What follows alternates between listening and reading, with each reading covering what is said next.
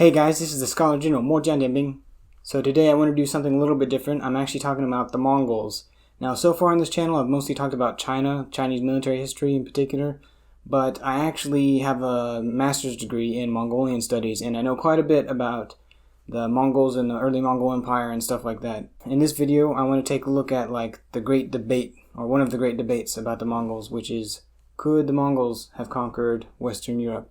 I'm going to come out right now and say I think that they could have, but they didn't for a few reasons. And I won't talk about those reasons in this video, but I do want to talk about, reasons that people bring up when they say why the Mongols couldn't have conquered Europe. For example, one of the big ones that people will say is the Mongols couldn't have conquered Europe because of the topography, or the Mongols couldn't have conquered Europe because of all the fortifications, or they couldn't have conquered because of plate armor and things like that. I want to talk about those reasons and why I think that those are not good reasons for explaining why the Mongols did not conquer Europe, or could not have. Well, let's start with topography and climate. Big ones here are mountains. People will say that, the Mongols had a big cavalry army and they couldn't have conquered Western Europe and things because it's too mountainous. This seems a little bit silly, mostly because, for one, Mongolia itself has lots of mountains, and as well as other places that they conquered. I mean, if we look at, I know a lot about China. I don't know as much about the Middle East and stuff, but if we look at places like China has many, many mountain ranges, and some of the highest mountain ranges in the world, and Europe's mountains are not going to compete with that. Mountains, no. The Mongols went around and fought in places with mountains all the time. It's not going to be what stops them. Now, that comes to the second, climatic reason, which is basically it's too wet. And whenever they bring up this point, you might think, why is the rain going to stop the Mongols? Now, the argument goes, basically, that the Mongols' bow, now this isn't technically a Mongol bow, this is actually a Manchu bow, another type of composite bow. Basically, the argument here is the humidity would make the bows weak and fall apart, or just make them much weaker so they can't, penetrate armor and all this other kind of stuff. And the big problem with this is, for one, the Mongols conquered places like southern China, and they even went into Vietnam, and they went into India a little bit, and they went a lot of places, and some of those places are substantially wetter than Europe. So their bows still worked. Now, the way that the composite, the horn and sinew and stuff, work in this bow, in these composite bows, this one is actually fiberglass, but in the traditional composite ones, is what will weaken is the glue. Basically, humidity can loosen up the glue a little bit, and it will reduce the draw power of your bow. But, for one, there's more than one type of glue, and hide-based glues usually are more resilient to humidity than fish-based glues. You can make bows that operate in humid climates, and even if your draw power goes down, your poundage goes down a little bit, it's not going to go down so much in Europe that it's unusable. I mean, they have hunting crossbows made of horn and sinew or composite materials in Europe, the very place where they say that the Mongols couldn't have used their bows in. So that's obviously not a good argument. Now, let's move on to talk about fortifications. So, the fortifications argument basically says, either say the quality or the quantity of European fortifications would make the Mongols' conquest of Europe impossible. A couple things to say about this is, I haven't done an extensive video comparing Chinese and Mongol or Chinese and European fortifications, but I don't think that the European fortifications are going to have some magical things that are so much better than the Chinese ones.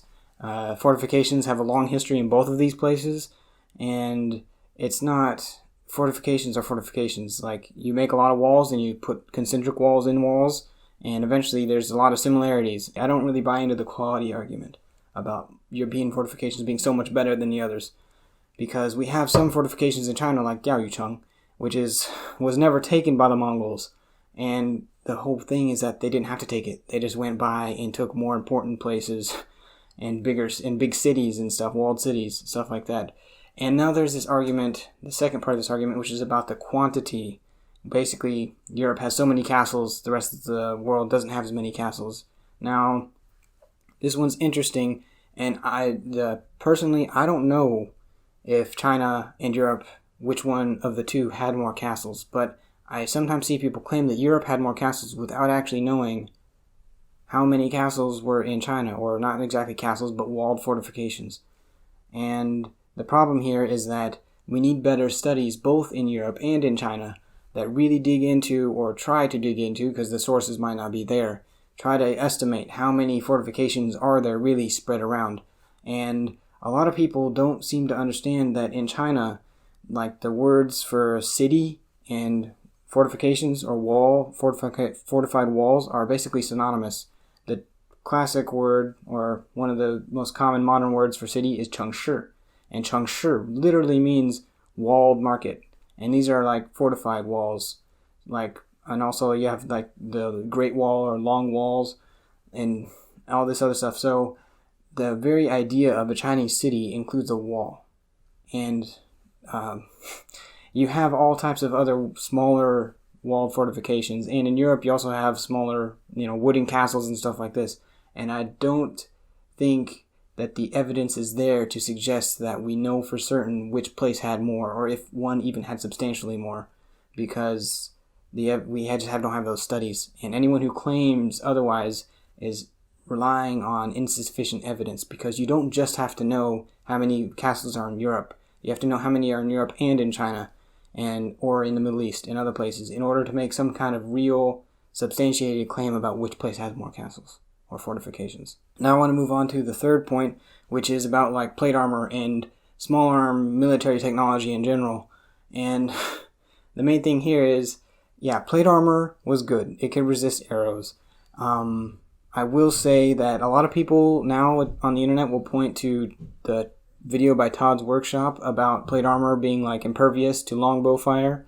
Now, I have seen some critiques of that, which go into the metallurgy of the European breastplate, and they basically state that the European breastplate that Todd used was a higher quality one than the average quality one used in medieval Europe.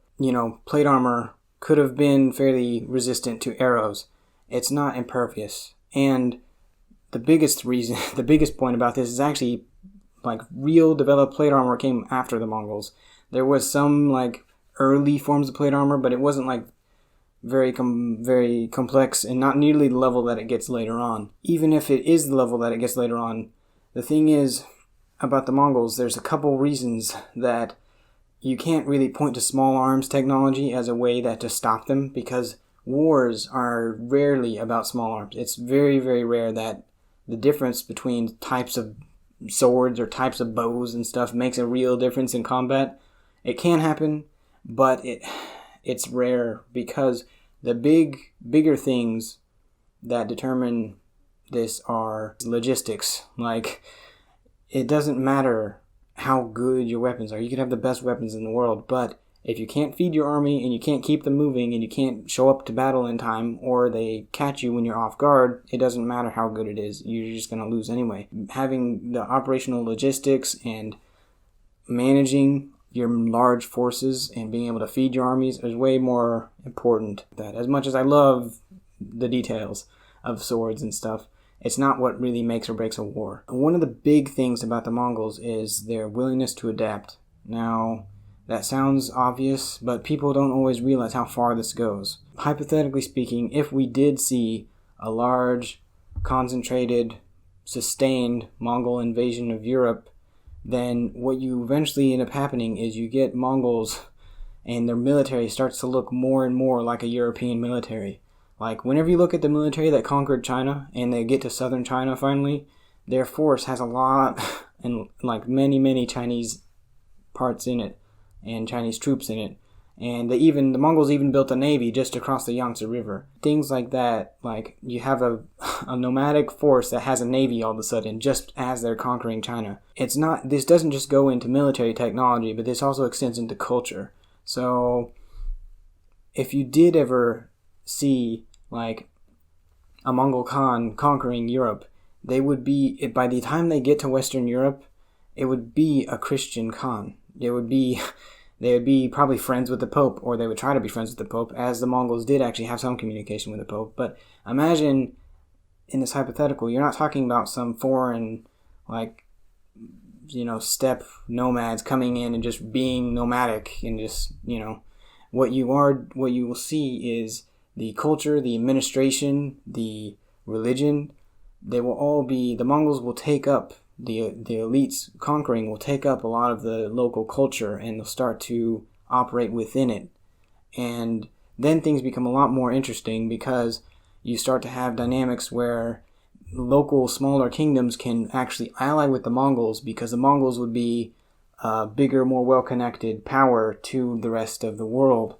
And if they are both Christian, if the local Mongol Khanate is Christian, then it eliminates a lot of those cultural issues that might come up between subject and ruler. In short, I just think that these are a few reasons why, when people start to propose these particular reasons of, topography, climate, or fortifications, or small arms like armor technology as ways that the Mongols would not be able to conquer Europe, I don't really buy it, because there's too many problems with these things. And in short, the Mongols faced things like this in other parts of the world.